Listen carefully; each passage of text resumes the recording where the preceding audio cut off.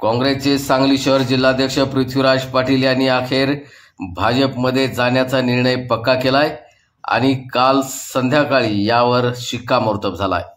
पृथ्वीराज पाटील यांच्या घरी अख्खं भाजपचं पश्चिम महाराष्ट्रातील बळ दाखल झालं आणि काँग्रेससह भाजपमधील स्पर्धकांना यामुळे मोठा मेसेज गेलाय। गेल्या काही दिवसांपासून पृथ्वीराज पाटील यांच्या भाजपा पक्ष प्रवेशाची चर्चा जोरात चालू होती।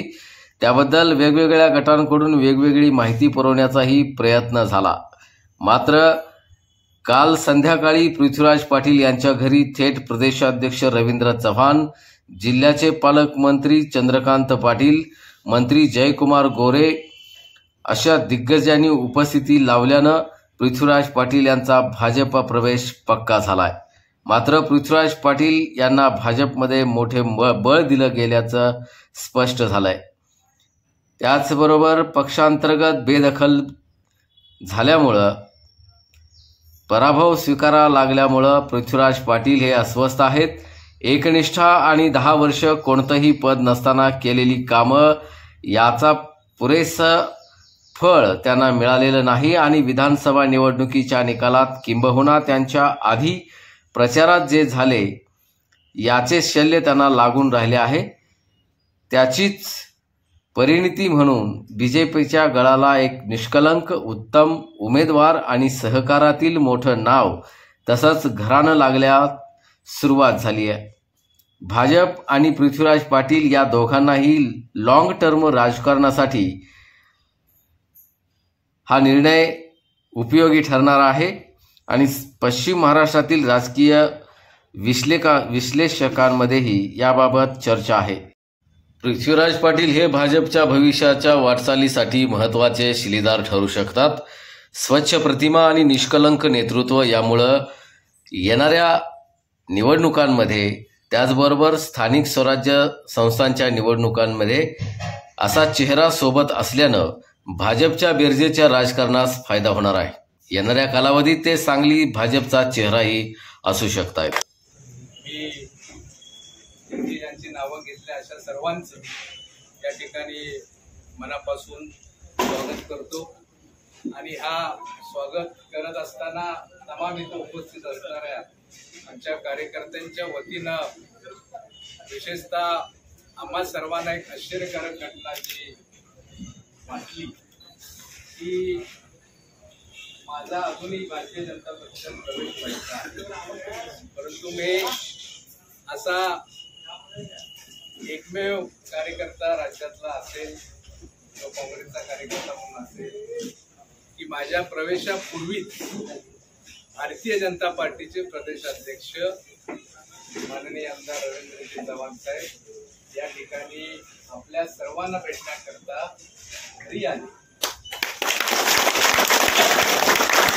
त्याचबरोबर आदरणीय दादा असतील, माझे मित्र जयकुमारजी गोरे साहेब आहेत, हे सगळेजण आज या ठिकाणी पृथ्वीराज पाटलांनी भारतीय जनता पार्टीमध्ये प्रवेश केलाच पाहिजे या आग्रहासाठी इथं आले आणि आमच्या महाराष्ट्राचे नेते सन्माननीय माननीय मुख्यमंत्री आमदार देवेंद्रजी फडणवीस साहेबांचे तरी संपर्क साधतायत।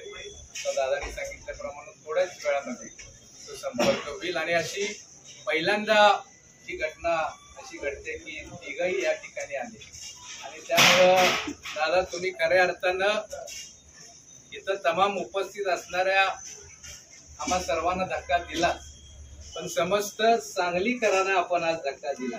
हे तिघही तुम्ही या ठिकाणी आलेला त्यासाठी मनापासून सर्वांचं या ठिकाणी स्वागत करतो। जास्त बोलत नाही आणि या ठिकाणी मी माननीय त्या देशाचे पंतप्रधान नरेंद्रजी मोदी साहेब, या राज्याचे कर्तबगार मुख्यमंत्री माननीय देवेंद्रजी फडणवीस साहेब, या राज्याचे भाजपचे प्रदेश अध्यक्ष माननीय रवींद्रजी चव्हाण साहेब, माननीय चंद्रकांत दादा, जयकुमारजी गोरे, या सर्वांवर विश्वास ठेवून तुम्ही ठेवलेला आहे ना, तुम्हा आम्हांचा सर्वांनी या नेतृत्वावर आपण विश्वास ठेवूया आणि यांच्या उपस्थितीमध्ये मी या ठिकाणी जाहीर करतो माझ्या तमाम हजारो कार्यकर्त्यांसह पदाधिकाऱ्यांसह आम्ही सर्वजण भारतीय जनता पार्टीमध्ये जाहीरपणे प्रवेश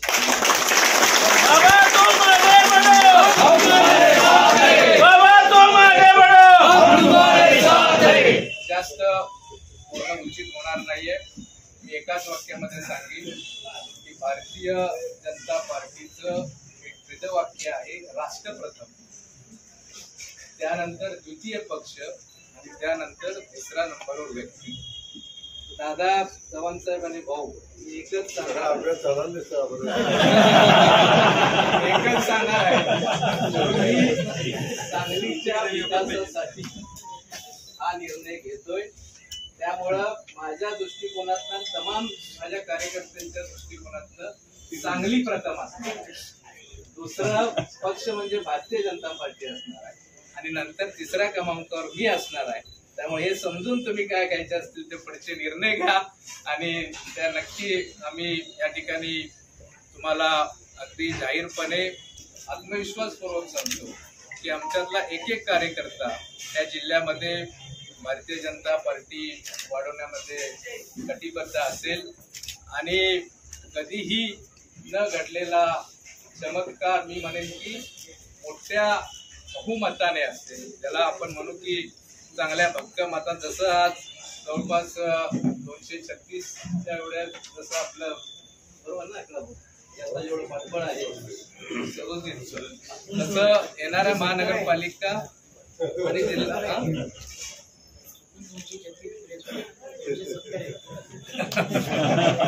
तर येणाऱ्या महानगरपालिका आणि जिल्हा परिषदेमध्ये देखील आपल्याला कुठेही बाहेरच्या नगरसेवकांचं जिल्हा परिषदेच्या किंवा इतर कुठल्याही पक्षाचं मदत घ्यावी लागणार नाही. एवढं बहुमतानं आपण महानगरपालिकेची सत्ता आणि जिल्हा परिषदेची तरच आपला प्रवेश हा खऱ्या अर्थानं सार्थक ठरेल अशी मी सर्वांना या ठिकाणी आव्हानाने विनंती करतो. पुन्हा एकदा धन्यवाद.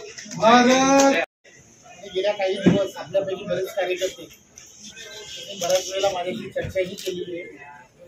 आपण पूर्ण विश्वासाने